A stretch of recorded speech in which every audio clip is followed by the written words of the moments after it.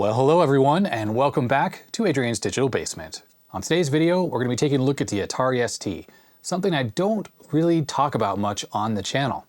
And it's actually not this Atari we're going to be looking at. This is my 1040 STE, which I've had for a number of years now, and clearly works fine. We're going to be taking a look at a donation, which was a 520 ST, and it's old, and it's in really rough shape. So, without further ado, let's get right to it.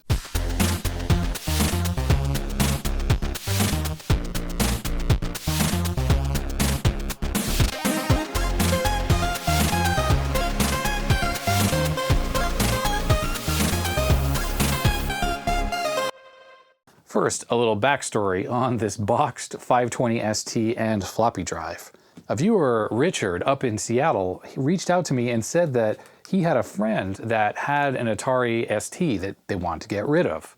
And the story goes that that friend had been working at a GameStop about 10 years ago when someone came into the store and wanted to trade this computer for like a game or game console, something like that.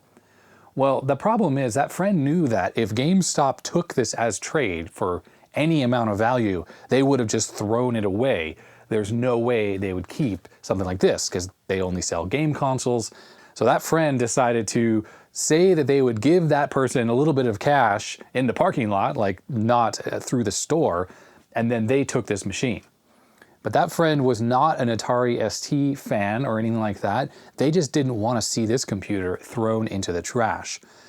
So into their garage it was stored, and now 10 years later, it's in my possession. It is kind of cool that the boxes are here. Everything's in pretty rough shape, but it's probably not often you run into Atari ST boxes. I haven't even taken these things out of the box, let alone see if they work, so we're going to be doing that together. First, let's take a quick look at these boxes to see if there's any artifacts that are revealing on it. And there are labels and stuff with some personal information, so I'm going to cover that up first. Focusing first on the ST itself, we flip the box down. Looks like here that this was sent through Alaska Airlines at some point. There's a label on here, so was this like checked luggage or carry-on luggage at some point? Someone wrote keyboard OK, mouse OK, and then there's a serial number here, which is A1-107-0203. I have no idea what that means in the sequence of Atari STs, but I'm pretty sure that this ST is basically the first generation of STs that came out. On the side here, Atari Corp, Sunnyvale, California, 1985 is the date.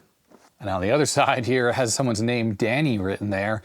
We have a shipping label here that has been removed, and I have a feeling that originally this was sent to the reseller that sold this machine to the end user, and this was the label that was for them, and they cut that off before they sent it, and they included the invoice here for the shipping, which is still in the sealed envelope here, going back to, well, who knows when.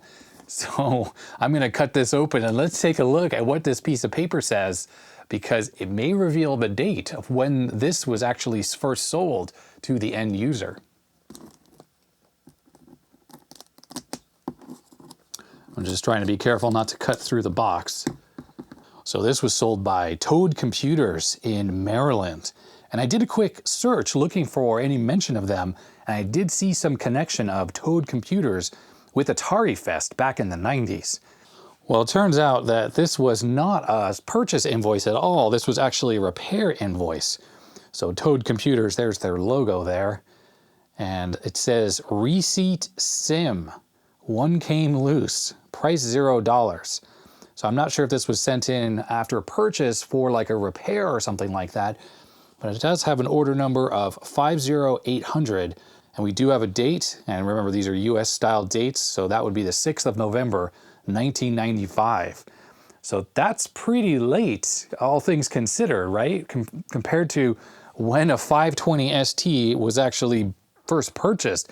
I think the 520 ST came out in 1995, or was it 1996? It's the first machine though, so if this is the actual computer that's in here, a 520 ST, someone was using it and actually repaired it that much longer after it came out.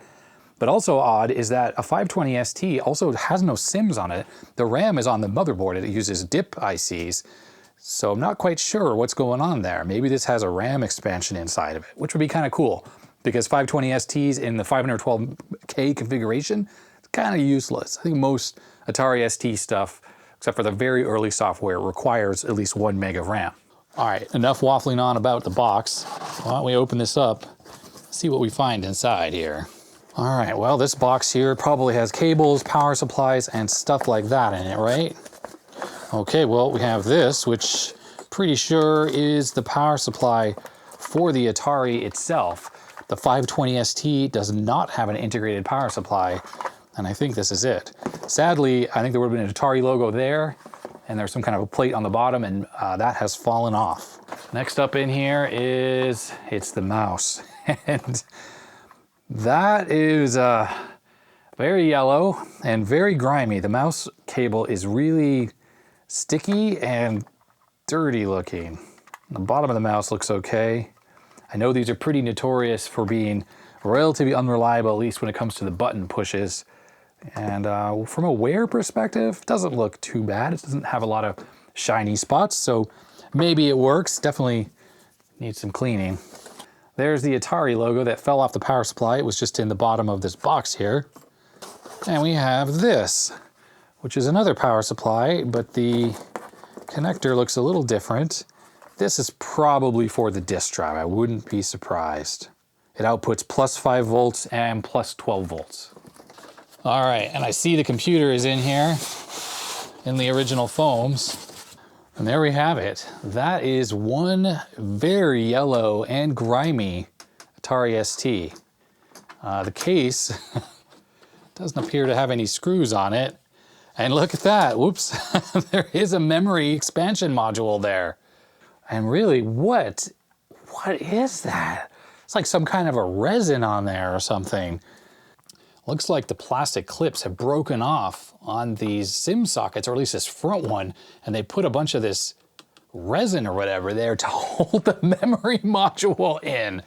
I mean, that's certainly one way to do it, but not a great fix. They could have actually replaced the socket or something, but I suppose maybe this was the cheapest option, and the end user, or whoever had this computer called, and they were like, well, we can replace the whole memory expansion unit, and it'll cost this much, or we could just put a bunch of hot glue on there and call it a day.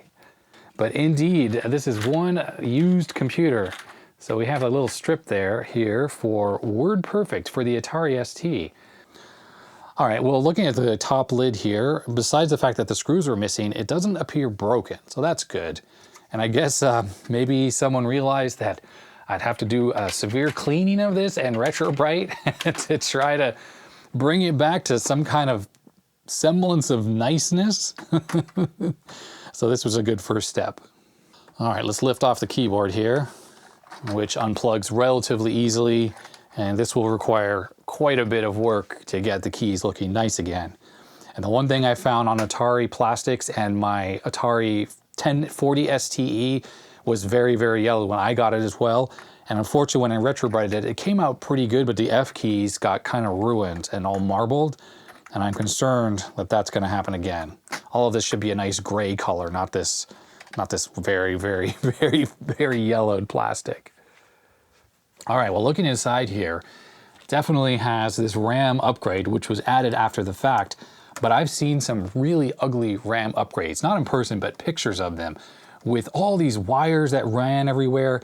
This one's actually a pretty nice one. So it has a little circuit board that's under this IC here, which runs on a ribbon cable.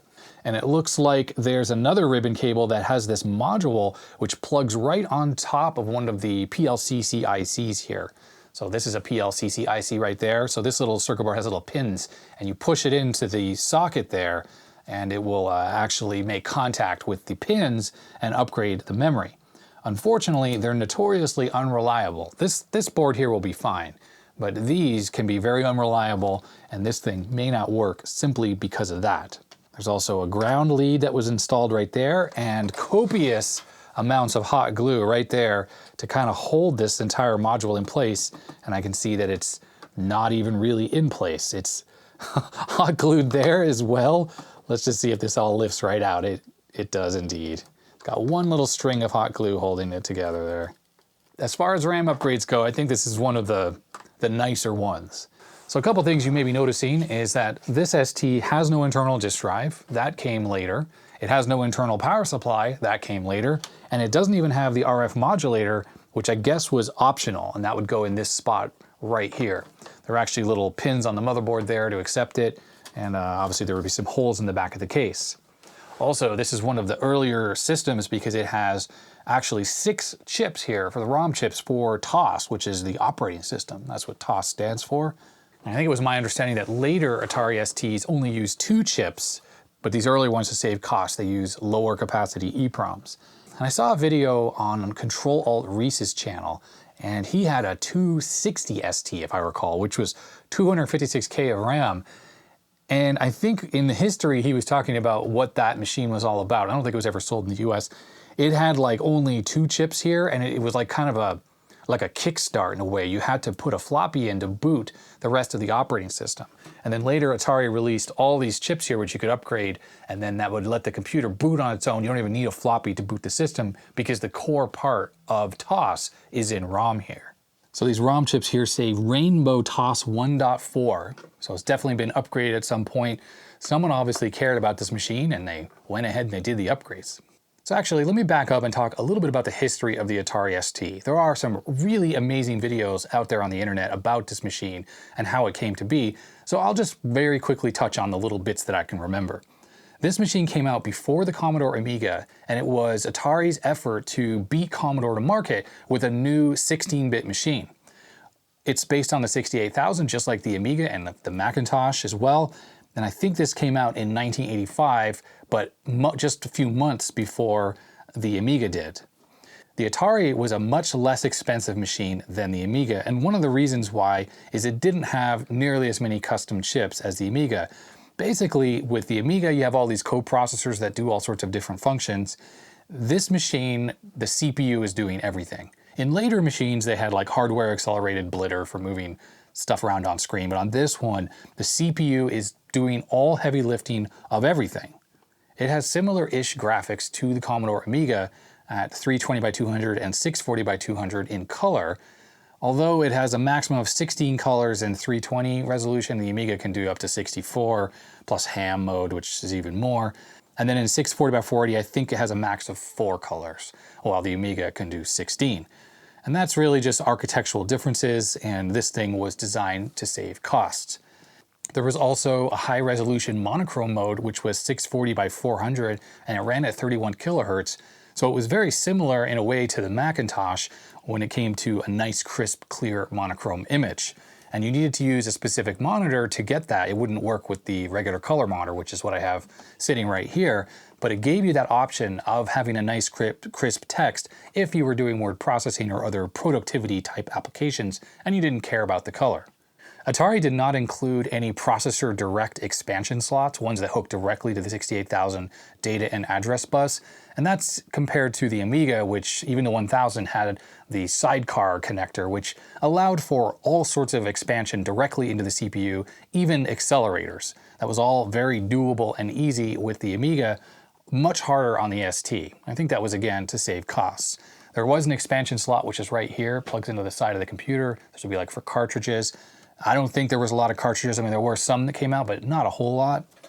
Over on this side, we have 2 joystick ports, which is very similar to the Amiga. In fact, the same joysticks work on both. It's just the Atari 2600 style. And you also have the mouse that plugs into here, just like on the Amiga. Atari did include a hard drive expansion right on the motherboard, though, with this connector. That's kind of nice. You didn't need any extra peripherals to hook a hard drive up. But it's not normal SCSI. I think it's called Atari SCSI or ACSCI. I don't know, I'm messing that up, but it's a little different than SCSI, so you do need to have a controller inside the hard drive to adapt this communication protocol to MFM, RLL, or SCSI. There are modern devices you can connect up to this that will emulate those hard drives and allow this machine to boot up. This is where you would connect up the floppy drive, which on this machine you have to because there's no internal drive, and on later Ataris there was an internal drive and you could hook up external ones. We have an RS-232 port, we have a parallel printer port, and here is the monitor connection. If you had the RF modulator, of course you'd have the RF connection right there, And then here is something that is very unique to the Atari ST, which definitely made it pretty popular, and that is 2 MIDI ports. There's MIDI out and MIDI in. This is where the power connects, power switch, and a reset switch. The Atari ST was pretty popular when it came to music production because of the integrated MIDI ports. You could get MIDI ports for pretty much every other computer at the time, and a lot of people used their Macintoshes with the Apple MIDI adapter, which plugged into the serial port. But I think in Europe, the Atari ST, due to its very low cost and the high resolution monochrome display, which I mentioned, was very popular in music production environments. And if you consider the Macintoshes that were available at the time this came out, like 1985 and 86, performance-wise, basically was identical. They're both running around 8 megahertz-ish. It's like 7 and change, I think. Same processor. This doesn't have an easy RAM upgrade, unlike the Mac. Like the Mac Plus can go to 4 megabytes with SIM slots. He had to do stuff like this. But nonetheless, it was still extremely popular due to the low cost. And I can't iterate that enough. The Atari ST was so much cheaper than the Macintosh and the Amiga at the time, even though it was technically less capable than the Amiga, because the Amiga had those co-processor chips. Compared to a Macintosh, I mean, this had color and the Mac didn't, and even if you ran this in monochrome, it was similar enough, and you were saving tons of money. Now, one thing I like about this 520 ST, which is the first time I've actually seen one in person, is that the joystick and mouse ports are on the side here. And because with the 1040 that I have, they added the disk drive right here, well, that prevented you from using these ports here. So Atari moved them onto the bottom of the keyboard, and they actually come out of the machine on the bottom right here. There's like an indentation in the case, and you have to plug your keyboard and your joystick under the computer, and the cables run out the front, and the whole thing is pretty terrible. I mean, I'm sure once you had it hooked up and you never move your computer, no big deal. But the problem is, you might be going under there all the time to unplug the mouse and plug in a second joystick, and in that case, kind of annoying. I'm sure ST owners were used to it, and I bet you someone sold little extension cables, so you plugged it into the port on the bottom here, and it would run out and then give you another connector that you could then easily switch between your joystick and your mouse, things like that. So I'm looking at date codes, and this chip here is 1985 27th week, and over here I saw 1985 30th week, and that's about the latest I can find. There's chips here from 84, so this machine was definitely made at some point in the middle to late 1985. So it's an early machine, and that is kind of cool. And other than being kind of dusty and dirty, the motherboard at least is screwed down. I can see the RF shield, which it would have had one on the top almost certainly, has been removed. And the bottom one, also the little tabs are bent up here. So that was probably when this was installed. They had to take this thing apart and they never really put it back together completely. This thing's in good shape. I'm gonna be hopeful that this is gonna work. Awesome. If you get an Atari ST, one of the things you're going to run into is that the video connection is this round DIN, which I think has 13 pins on it. And you can buy these, but they're fiddly to solder new wires together. And really, you have to use an Atari monitor, or you have to use an analog RGB monitor that supports horizontal and vertical sync. This original 520 ST does not have a composite sync output. So a lot of 1084 monitors in analog mode only accept composite sync. So you have to combine the horizontal and vertical sync using some passive components to generate a sync signal that would work with the 1084, or you have to use an actual Atari monitor like I have here. I had actually made a cable here that goes from the Atari DIN to a regular DB9 here. This is for use with a Commodore 1084 monitor, but I'm positive that way I wired this up is I used the pin on the DIN connector here that has composite sync. And on my 1040 STE, that works perfectly because it has an RF modulator, and I guess it outputs a composite sync signal, I think. I can't quite remember. It's been so long since I made this. But I figured that I needed to break out this Atari monitor to test with this machine because I don't think this is going to actually work. As far as the power supply goes here, it's missing the bottom plate that would show the voltages that come out of this thing. So I did plug it in, but I haven't yet connected it to the computer. I had a good look through the box, and I actually found the original plate here. So there it is, plus 5 volts, plus 12 volts, and minus 12. So pretty standard stuff. And the connector, it's sort of like a reverse DIN. So I think you could just get a regular connector here and make your own if you needed to. I did something similar with the Apple IIc. So I broke out the multimeter here, and the little plate has the pinout on there. So I'm gonna test this before I plug it into the computer. And to do that, you can't get the test leads in, so I'm going to use this bridge rectifier. Hopefully this goes in. It does. I have the positive lead connected to my little pick here. So with the bridge rectifier stuck into the ground pin, I should be able to check all these pins and make sure we're getting the right voltage. 5.02 on that one that says 5 volts. And the one right below it is also 5 volts. 5.02, those are obviously connected together. Pin 4 is the plus 12, which I don't know what that's used, probably the serial. 12.1, that looks great. And pin 5 is minus 12. And there we go, minus 12.2. So this power supply is definitely looking good. All right, so we'll turn the monitor on. And the power connector goes on. I'm just gonna turn that switch off. Plug this in. Is this power right here? Yes, it is. All right, we're ready. Is it gonna smoke? Is it gonna work? Let's make sure everything's okay. That's fine. Looks good. Here we go. All right, well, we're getting a white picture, getting some interference lines. Is the machine actually gonna work? Now it's gonna be trying to boot off the floppy drive, which isn't even connected. And then it should just go to that green TOS screen, the GEM desktop. I suppose it's a good sign that it's doing something. Don't really know why the color of the border here looks a little different than this white part of the screen. I figure it should all be a solid white.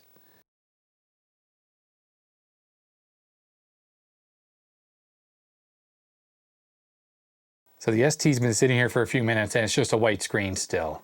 And that doesn't seem right. Usually if there's a problem with RAM or whatnot, you get little bomb icons to say it's crashed, but it doesn't seem to be doing that either. Let me hit the reset button. Reset does absolutely nothing. Doesn't cause the screen to blank out at all. So I don't know, I'm gonna power cycle it again. It just instantly goes to that white screen. It is very suspect. This leads me to think that there is something wrong with this RAM expansion here, that this is causing the problem.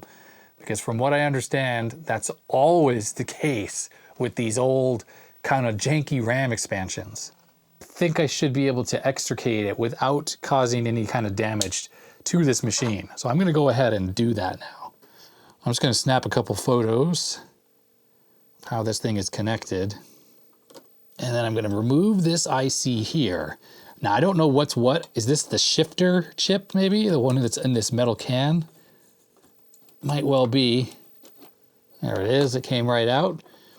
Looks decent enough. I don't think that should cause any kind of issues. At least these pins aren't the type that are too big and damage the socket. So I'm gonna place this IC here, this 40 pin IC onto the motherboard. And then as for this, well, the first thing I'm gonna do, I think I'm just gonna unplug the ribbon cable from this RAM expansion card, and I'll leave that in place.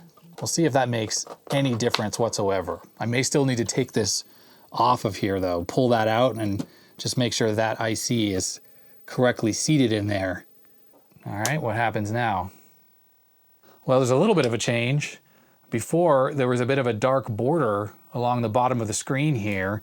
In fact, all the way around the screen, and now the white is continuous, it's all one shade. You can ignore the purity issues of this particular monitor. It's very tired and worn, and I had to crank the internal settings up to make this even usable. I'm just doing the feel around here, see if there's anything that's like burning hot. I have no idea like what's normal for these machines. That chip's in a socket. Everything seems totally fine. Nothing is really hot, but also nothing is happening. I know that on my STE, if I hit the reset button, it does sort of make the screen blank and glitch.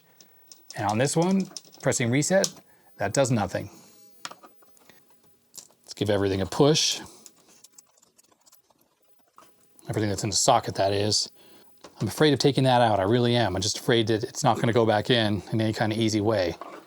I'm told that this is a really good RAM expansion card, and I looked here and it says Marpet, M-A-R-P-E-T, copyright 1992. So this was definitely later in the game of the Atari ST. The earlier ones just had like tons of wires that ran all over the board instead of having these little PCBs that went under these two chips. And that makes this work a whole lot better. Well, unfortunately, even after pushing on the chips and leaving this thing just sitting there, it doesn't seem to do anything. So I'm gonna leave it for a while. Maybe it's really hung up on no disk drive. I wanna see what happens. While I let the computer marinate and see if it gets to gem ever, or gives me any kind of display, let's take a look at this disk drive. It's the SF314 from Atari. 3.5 floppy drive. Okay, and Danny is there as well. All right, inside. Here's the disk drive. And holy yellow, Batman. That is pretty bad. Now, I know from watching other people's videos that these disk drives never ever work because the belt goes bad in them. So surely it's gonna have a bad belt in there. There it is, made in Japan, SF314.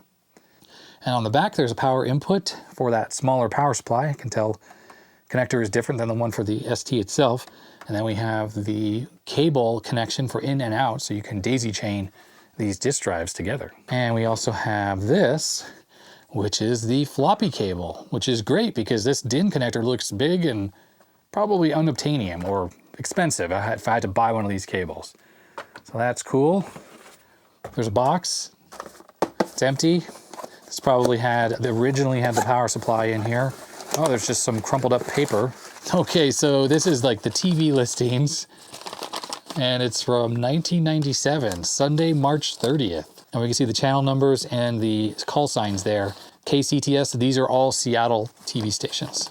Looks like here at 7 in the morning, you could watch Mr. Rogers and Beast Wars, Parsley and Animaniac. And down below, we actually have a little synopsis here. On Masterpiece Theater, we have Heavy Weather. It's an adaptation of a P.G. Wodehouse novel about an eccentric English aristocrat who breeds pigs. 90 minutes. And on the backside, intellectually gifted 10-year-old becomes high school smart guy to siblings. What? There we have Nancy Reagan. 1996 photo. Otherwise, the box is completely empty. But down at the bottom, there is one more thing just sitting there. And it's actually a cartridge for the ST. There it is, the desk cart from QMI. So I did a quick Google search and I found a teardown, a little bit of information about this, very little info about this. It's apparently a bunch of desk accessories and a real-time clock. So it has a little CR2032 soldered onto the board. But this would give the machine a real-time clock. And the fact that it had that WordPerfect template on there probably meant that whoever owned this thing did all sorts of word processing. And to them, having probably the desk accessories were useful, calculators or whatever else. I don't know what this thing did. And also the clock, so they wouldn't have to set each time. That's cool. And unfortunately, the ST has just been sitting here and it's still just a white screen with nothing. So clearly we have a fault happening here that is preventing this machine from working at all. So I reached out to my friend Brian, who has an Atari ST and who got his working. His original machine from when he was a kid also had a fault. And he said the problem is these expansion boards, what happens is they go down between the PLCC chip here and the little board here with these pins, and it prevents the contact from this PLCC chip from the socket over time. So he said, I really need to remove this and then double check that that chip is seated in there correctly and making good contact. So I guess I'm just gonna try to carefully lift this out. Maybe this machine will start to work, although without the RAM expansion. Okay, so I just carefully lifted that out. And there it is, you can kind of see what was going on. It's got those 3 rows of pins, and you push that down into the socket and it goes between the IC and the socket. So I'm just gonna give this thing a bit of a push in there. I'm gonna try powering it up here, but removing this and putting some Deoxit might help. And unfortunately, that had made no difference at all. I'm very curious, is there a diagnostic ROM set you can get for this machine? I'm pretty sure I know that there is a cartridge you can plug in here that does some kind of diagnostics, but I wonder if you have to at least have a machine that's sort of booting to run that. And on the Amiga, there's a ROM replacement that really kind of helps you do diagnostics. I'm going to try to lift this chip out of here. I'm using my little pick here. This is a pretty good way to get these out. You can use the corners here. Just carefully pry that out. There it is, came out. No damage, no scratches, no nothing. So So there's the IC. I think this is the main video chip, I think. Everything looks really nice actually, but I'm gonna put some Deoxit, which I have in a little drip bottle here, into that socket. Okay, so let's try it with Deoxit in there. That just snapped right in very nicely. Powered on. Still seeing very much nothing. I'm actually gonna pop out this IC, which is the other one that was underneath the RAM expansion, and first I'll check all the pins. I didn't bend anything. And let's apply some Deoxit to this socket as well. It is possible that this socket on the motherboard here is damaged, and that's from having the larger pins in it for so long, since sometime in the 90s, I guess. So I'm gonna push down on this with my palm, see if anything changes. It really doesn't seem like anything is happening. It'd be nice if there was like a little bit of screen information, like something on here to say that, hey, I'm actually running, but I don't think this thing is running at all. So I'm noticing there's also this little bar here that goes to that pin on the RAM. And I wonder if that's a mod that was done for the RAM expansion and is preventing this thing from running at all. So I was just looking at these RAM upgrade parts here, and this is the MP212A from Marpet, 1992. And I was doing a little searching just now, and there's definitely some kind of mods that are required on the motherboard to install the RAM expansion. So I think just removing it like I did doesn't necessarily result in a working machine, because there's a couple of resistors that need to be cut and a wire that has to be added. And I think that this wire right here has something to do with that. So it's probably in my best interest to find the manual for this kit and reverse any of the mods that were done, so then I can troubleshoot this machine and get it working without the RAM expansion first, just to rule out that this isn't causing issues. Because definitely anytime you're hooking things up into, you know, in between chips, and that all can cause issues. And it really is better to eliminate those possibilities for the RAM upgrade causing a fault before you endeavor to do the rest of the troubleshooting. So I'm going to call it for this video an end here. I'm going to call it part 1 of the 520 restoration. This machine definitely needs cosmetic help, but I got to get the motherboard up and running at least so it can work. And then I need to try to get this RAM expansion kit working again, because like I said earlier in the video, 512K of RAM, that's not enough. You really need more in this day and age if you're going to run some of the cool software that's available for the ST. I'd like to again thank Richard for reaching out to me, and his friends for bringing this machine to me, because it's a pretty cool specimen. It's a very old ST, and I really like that. Plus, it was saved from the trash, and can't argue with how good that is, right? Any old retro machine that's saved from the scrap heap is excellent in my book. Thanks to all my patrons. Their names are scrolling up the side of the screen. I really appreciate it for all the support that they give me. Check out my second channel if you haven't already. Lots of fun videos on there, CRT and radio, and just random stuff that's a lot less produced than the stuff on the main channel. I mean, I don't really produce my videos anyways, but you don't even see my face in the second channel videos. It's like a one camera shot. I just do it and it's done.